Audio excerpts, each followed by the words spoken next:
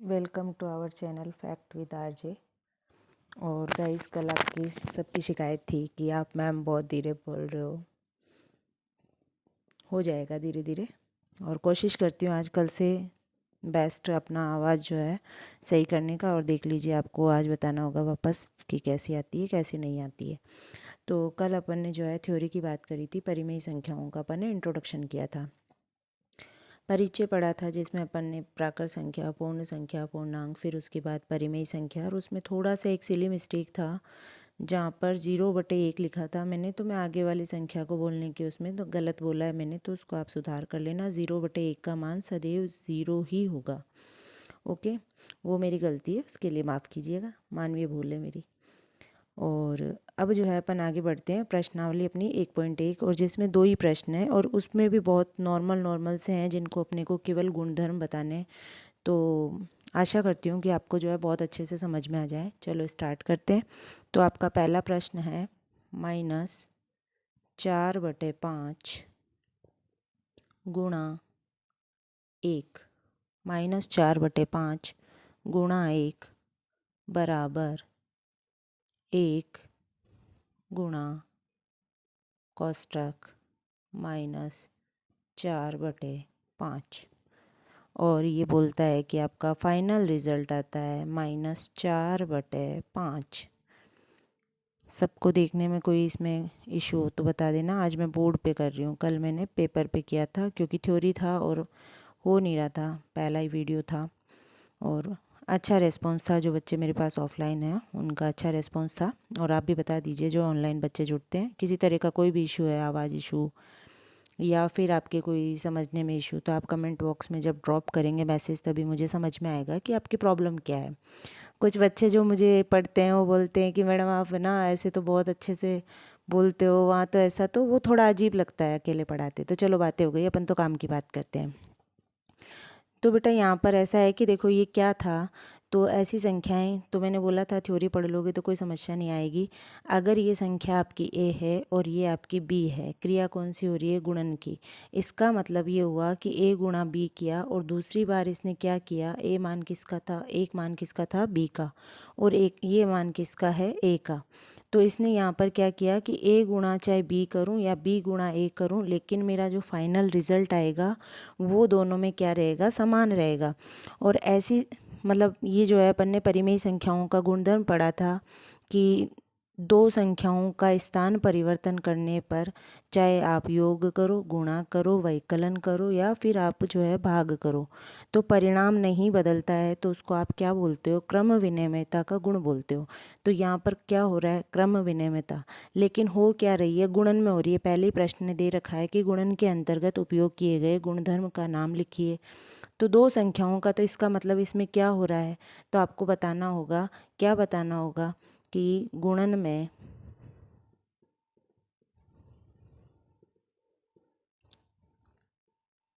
क्रम विनिमयता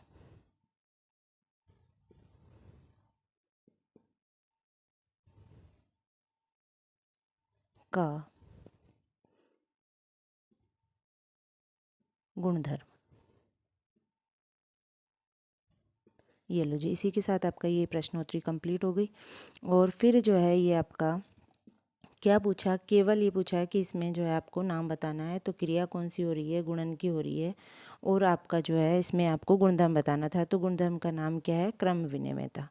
okay, next प्रश्न आपका, और नेक्स्ट आपका जो है सेकंड प्रश्न है -13/17 गुणा कोष्ठक -2/7 कोष्ठक बंद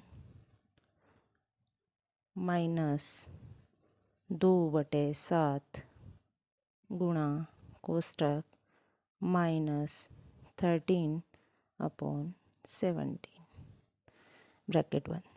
ये आपका प्रश्न है -13/17 गुणा कोष्ठक -2/7 बराबर -2/7 गुणा कोष्ठक -13/17। ये आपकी संख्या हो गई ए और ये हो गई आपकी बी। देखो वापस यहाँ पर बराबर, पहले अब किसको ले लिया, बी को, और दूसरी बार किसको ले लिया, ए को। तो इसने ये कहा कि ए गुणा बी या फिर बी गुणा ए, तो आपका जो परिणाम है वो नहीं बदलेगा, परिणाम आपका नहीं बदलेगा। तो यहाँ पर भी आपने क्या काम में लिया, तो आपने क्या काम में लिया, क्रम विनिमयता। संख्याएं कितनी है, 2, तो क्या लिखोगे, क्रम विनिमयता का गुणधर्म। अब मैं गुणन नहीं लिख रही हूँ क्योंकि प्रश्न नहीं बोल रखा है, आप क्रिया किसकी कर रहे हो, गुणन की कर रहे हो। तो क्रम विनिमयता का गुण धर्म, बात समझ में आई? ओके। वैसे तो उम्मीद है कि आपको एक बार में समझ में आ जाएगा, फिर भी अगर आपको ऐसा लगता है कि नहीं समझ में आया तो आप एक बार वापस देख लीजिएगा और समझ में आ जाएगा। अब आपका जो है प्रश्न 3, पहले का ही आपका जो है तीसरा प्रश्न, वो है आपका -19/29 गुणा 29/-19, और इसने बोला आपका 1 है। क्या है, 1 है। तो यहाँ पर देखो मैंने आपको जो है 2 चीज़ें पढ़ाई थी, शून्य की भूमिका और 1 की भूमिका। तो यहाँ पर इसने क्या करा कि ये जो है आपका गुणात्मक प्रतिलोम है, गुणात्मक प्रतिलोम आपको जो है रिजल्ट 1 देगा, हमेशा गुणात्मक प्रतिलोम आपको परिणाम कैसा देगा, धनात्मक 1 देगा। तो यहाँ पर देखो -19 से -19 कट जाएगा, ये तो प्लस हो जाएगा वैसे ही, और यहाँ 29 से 29 कट जाएगा, तो परिणाम क्या आ गया, 1 आ गया। तो यहाँ पर आपको जो है गुण बताना है, तो वो आपका गुण क्या हो जाएगा, गुणात्मक प्रतिलोम गुणधर्म। ओके।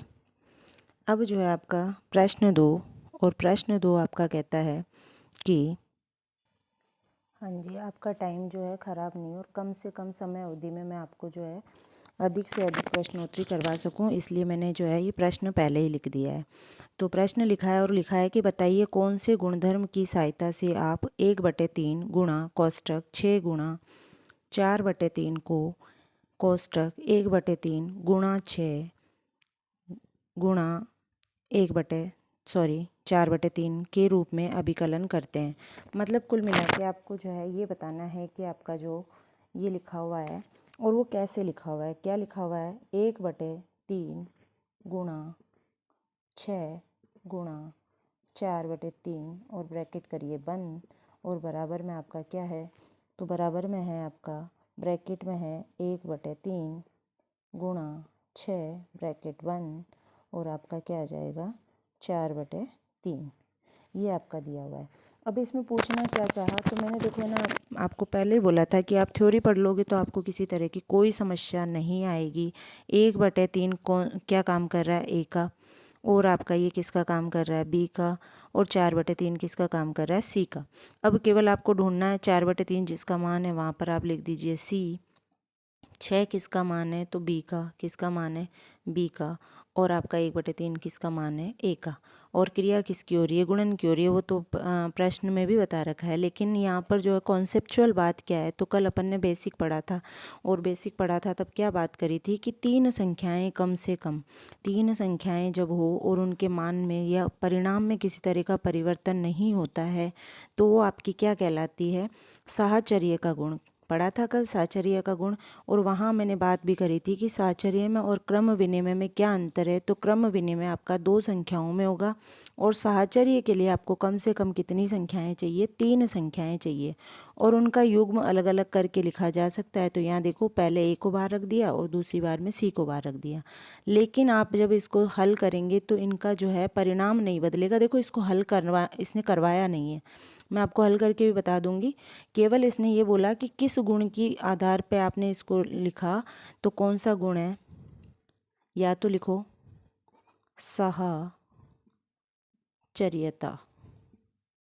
गुणधर्म, और या फिर आप इसी को क्या बोलते हो, तो सहचारिता। क्या बोलोगे, सहचारिता। अब इसको आप ऐसे कर सकते हो, सह मतलब साथ, और जैसे सहपाठी, साथ पढ़ने वाले, सहचारिता मतलब साथ साथ गमन करने वाला। तो सहचार्यता का जो है आपका साहचर्यता का गुणधर्म काम में लिया आपने, या सहचारिता का गुणधर्म काम में लिया। अब देखो, जिस बच्चे के दिमाग में ऐसा चल रहा है तो इसके परिणाम में कोई भी परिवर्तन नहीं होगा। कैसे नहीं होगा? तो ये तो आपकी हो गई इसी के साथ हैप्पी एंडिंग, आपकी प्रश्नावली कंप्लीट। और जो बच्चों ने नहीं देखी वो देख लेना, जो नहीं लेट आए थे, जिन्होंने नहीं करी, उनका इश्यू चल रहा था। तो ये जो है आपका देखो, 3 एकम 3, 3 दूना 6। गणित का नियम क्या कहता है? सबसे पहले आप हल करो कोष्टक, तो 4 दूनी 8, और यहाँ पर आपका कितना है?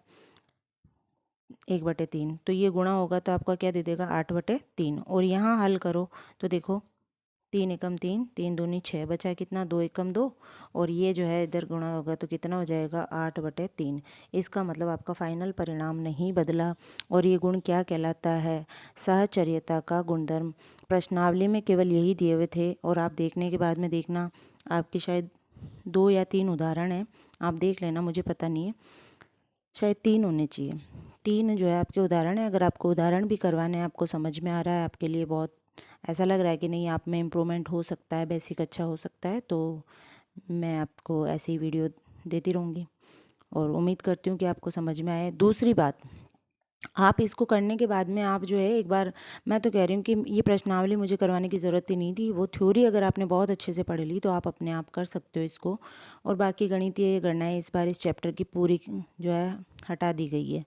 अब केवल आपको क्या करना है, तो 3 उदाहरण है, और अगर आपको ऐसा लगता है तो आप नीचे कमेंट बॉक्स में मैसेज ड्रॉप कर दीजिए कि उदाहरण करवाने, मैं करवा दूँगी। Thank you guys.